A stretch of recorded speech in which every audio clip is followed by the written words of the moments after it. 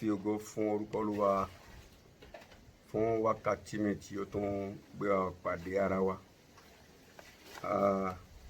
Oríṣi ọ̀sẹ̀ báyìí ni a ti pàdé. Eléyìí pàápàá kìí ṣe ọ̀sẹ̀ tí ó yàtọ̀ sí ti àwọn yòókù. Ohun tó lè mú ìyàtọ̀ wá ní oore ọ̀fẹ́ tí a ń gbádùn nínú rẹ̀. Gbogbo àwa tí a ní ṣíṣe kan tàbí mẹ́rin nínú ọ̀sẹ̀ yìí, ọ̀run yóò darapọ̀ mọ́ yín. Àwa tí a sì ní ṣíṣe lọ́jọ́ iwájú bákan náà, ìyanu ṣẹlẹ̀. Agbẹ́kẹ̀lé Olúwa, ká gbẹ́kẹ̀lé oore ọ̀fẹ́ rẹ̀. Ìpèsè yóò wá. Ọlọ́run tó dára ni. Oore ọ̀fẹ́ yóò tì wá lẹ́yìn. Ọdún náà tún lọ wẹ́rẹ́wẹ́rẹ́. Bí ọjọ́ ti ń ka ọjọ́, bẹ́ẹ̀ ni oṣù ń ka oṣù, ọdún ń ka ọdún. Ọlọ́run dára sí wa. Tiwa ni ká máa pèsè ara sílẹ̀ bí eléyìí bá ti fọ̀rọ̀ Ọlọ́run gbára níyànjú. Kristi yóò fara rẹ̀ hàn nínú gbàgbé ayé wa. Lórúkọ Jésù Kristi Olúwa wa. Lónìí a fẹ́ gbéyẹ̀wò lórí Ọlọ́run lè lo ohun èlò téèyàn tí ẹ kà sí láti mú àwọn alágbára balẹ̀. Kókó táǹkà yẹn náà ni àkàrà báàlì. Òun náà là ń gbéyẹ̀wò. Àkàrà báàlì, a ṣàlàyé báàlì fún wa. Tí báàlì jẹ́ pé nínú àwọn nǹkan tó máa ń ṣe wóró bíi ráìsì, ẹ̀wà, ọkà bàbà, yéró, báàlì yẹn ní lọ́dọ̀ tiwọn lọ́hùn, òun ló kọ́ mọ̀ jù, ó kọ́ mọ̀ nǹkan. Ńlá fi àlà báàlì hàn ìránṣẹ́ tó lálàá yìí. Gídíónì tí a ò kà sí, Gídíónì tó pera rẹ̀ ní pé òun ò jẹ́ nǹkan, òun ni ẹni tọ́lọ́run fẹ́ lò fún akọ iṣẹ́ yìí láti gba orílẹ̀-èdè là, láti tú ìjọba òkùnkùn ká, láti 32,000 èèyàn lórí 300. Ẹ̀rí pé ohun tó pa tó pọ̀ ni. Gẹ́gẹ́ ẹ̀kọ́ tá a parí ìwé Sákárà orí 4 ẹsẹ̀ 6. Èyí ni ọ̀rọ̀ Olúwa sí Sọ̀rúbábélì, kì í ṣe nípa ipá tàbí agbára bí ṣe nípa ẹ̀mí mi Olúwa. Ẹ̀rí pé láti gbogbo ìwé Genesis dé ìwé Ìfihàn, kì í ṣe nípa ipá ni. Ọlọ́run nílò èèyàn nínú iṣẹ́ rẹ̀. Mọ̀tá bá sinmi lé ipá ènìyàn nìkan, ẹ̀tẹ́ dé, àbùkù dé, ìtìjú dé. Pẹ̀lú Ọlọ́run ohun gbogbo ní ṣíṣe. Bí a bá ń sọ nǹkan yìí, ẹja gbàgbọ́. Tá a bá sì gbàgbọ́, ẹjọ́ máa fara hàn nínú ìwà àti ìṣe wa. Ìwé máa sọ nǹkan kan fún wa nínú ìwé Kọ́ríńtì kìíní, orí kìíní ẹsẹ̀ 27. Ó ní ṣùgbọ́n Ọlọ́run ti yan àwọn ohun wèrè ayé yìí. Ẹja bẹ̀rẹ̀ láti 26. Ẹ sáà wo ìpè yín. Kọ́ríńtì kìíní orí kìíní ẹsẹ̀ 26-27. Ẹ sáà wo ìpè yín ará, bí ó ti ṣe pé kì í ṣe ọ̀pọ̀ àwọn ọlọ́gbọ́n ènìyàn nípa ti ara, kì í ṣe ọ̀pọ̀ àwọn alágbára, kì í ṣe ọ̀pọ̀ àwọn ọlọ́lá lè àpè. Ọlọ́run ti yan àwọn ohun wèrè ayé láti fi dààmú àwọn ọlọ́gbọ́n. Ọlọ́run ti yan àwọn ohun àìlera ayé láti fi dààmú àwọn ohun tí ò lágbára. Àbẹ̀rẹ̀ kí wọ́n bá wò pé wa. Jésù gangan tó jẹ́ Ọlọ́run tí à ń gbóṣùbà fún lónìí yìí, ọmọ kápẹ́ńtà ni. Ọmọ kápẹ́ńtà. Nígbà tí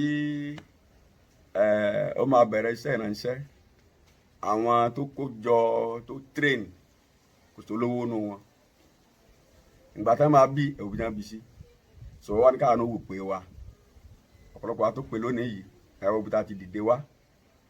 Ó lè polówó o, ṣùgbọ́n kò wọ́pọ̀. Ó lè pe ọba o, ṣùgbọ́n kò wọ́pọ̀. Ó lè pe àwọn ọ̀tọ̀ ìlú o, ṣùgbọ́n kò wọ́pọ̀. Ó lè pe àwọn onímọ̀ o, ṣùgbọ́n kò wọ́pọ̀. Ọwọ́ ni ká kí wọ́n gángan èmi àtẹ̀mí ká kí ìsìnkú wa. Sọ á wo ọ̀pọ̀lọpọ̀ oríṣiríṣi àwọn ìtàn, ohun tí ò lágbára, ohun tí ò lera, tọ́lọ́run lò láti fi da iṣẹ́ òkùnkùn láàmú. Ńlá kà fún wa ìpè ká wo ìpè wa.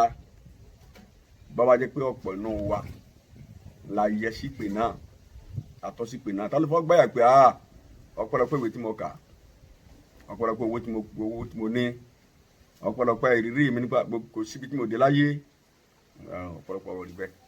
Àwa lè débẹ̀ kó fún aláwọ̀pọ̀lọpọ̀ àwọn nǹkan yẹn o. Síbẹ̀ kó lọ́ọ́ lè bá a máa gba ògo.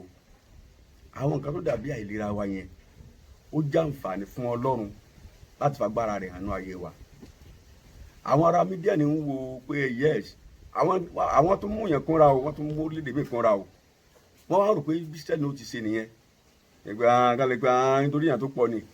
Gídíọ̀nù náà yóò mọ fọ́ sọ àgbẹ̀ ọ̀pọ̀lọpọ̀ wọ́n máa ó dígẹ́ ìyá 12 mo wò wọ́n sà ní àwọn sà wọ́n ọlọ́run wa tó wọn sà bóyá náà tó 2000 yẹn bóyá ìyá mi ò sí mẹ́ tọ́jà ọjà Ísírẹ́lì tí Gideon lè máa fi gbójú pé mo rí wọn sà gan ni o àti lè máa yan gan pé ọgàn Gideon ni ọmọ àwọn ológun ọlọ́run gangan ló tírèènì wọn òun ló sà wọ́n ọlọ́run sì tírèènì wọn nígbà máa tírèènì wọn tán gbogbo àwọn tó tírèènì gbogbo àwọn tó fọlọ́ntì ara wọn fún àwọn ọjà gbogbo àwọn kan ló mú bí ọlọ́run ti ń ja ogun tiẹ̀ nìyẹn ìwé máa sọ fún wa nínú ìwé òwe orí 3 ẹsẹ̀ 5 àti ẹsẹ̀ 6 ó ní fi gbogbo àyà rẹ gbẹ́kẹ̀lé Olúwa má sì tẹ̀ sí ìmọ̀ ara rẹ má ní gbogbo ọ̀nà rẹ n ó sì máa tọ́ ọ nípa ọ̀nà má sì ọlọ́gbọ́n lé ojú ara rẹ bẹ̀rù Olúwa kí o sì kúrò nínú ibi gàdé gbogbo ẹ̀rẹ àlàyé tó ṣe fún wa máa tọ̀lé máa gbẹ́kẹ̀lé má sì ọlọ́gbọ́n lójú ara rẹ má jẹ́ onímọ̀ lójú ara rẹ ọ̀pọ̀lọpọ̀ tẹ́nì kan bá sọ pé ogun borí òun nínú Kristi lónìí tẹ́nì bá lóun gba Jésù ogun borí òun káwọ́ bó ti ja ogun ọ̀hún njẹ́ abílẹ̀ ní bó ti ja ogun ọ̀hún mọ̀ ọ̀pọ̀lọpọ̀ àwọn tá a rí tógun borí lónìí njẹ́ ńlá kọjá nínú àyà wọn ní kọ̀lọ̀fín wọn àmọ́ tọ́lọ́ bá wọn sọ lójú àlá wọn lójú oorun wọn tí bá wọn sọ ní kọ̀kọ̀ tó èèyàn tó rán sí wọn à ní gbọ́ ìgbógun borí yẹ làwùjọ àbólùsọ jẹ́ ẹni pàtàkì yìí èèyàn ńlá yìí ṣùgbọ́n kí ni ń ṣe ní kọ̀kọ̀ kí lọ́rùn sì bá wọn sọ ní kọ̀kọ̀ ogun ò lè borí ẹni tó bá wà ní Kristi o gbogbo bá borí kì í sọ Ọlọ́run ló jẹ̀bi èèyàn ní kò sí ojúṣe rẹ̀ Ọlọ́run lè lo àwọn ẹnikẹ́ni èyí tó lè jẹ́ ìpìlẹ̀ wa ní tó lè jẹ́ ìtaàní ní tó lè jẹ́ agbára wa ìtaàní tàbí ìtaàní Ọlọ́run lè lo ẹnìkankan wa ṣé nǹkan kan wà tó dàbẹ̀ pé ó já ìlera fáwa náà lónìí nínú Kọ́ríńtì kejì orí 12 Kọ́ríńtì kejì orí 12 ó ní òun sì wí pé oore ọ̀fẹ́ mi tó fún ọ nítorí pé aṣọ agbára mi di pípé nínú àìlera nítorí náà tayọ̀tayọ̀ lé èmi ó kúkú máa ṣògo nínú àìlera mi kí agbára Kristi kí ó lè bá máa gbé inú mi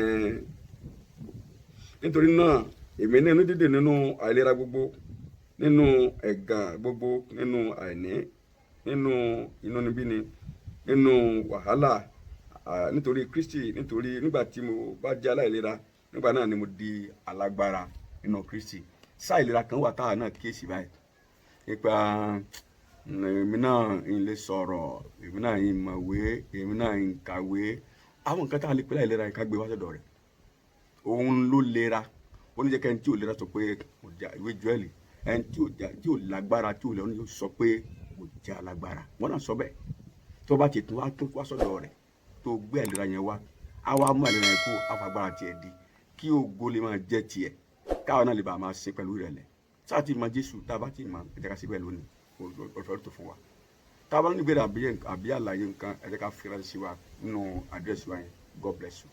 Amen.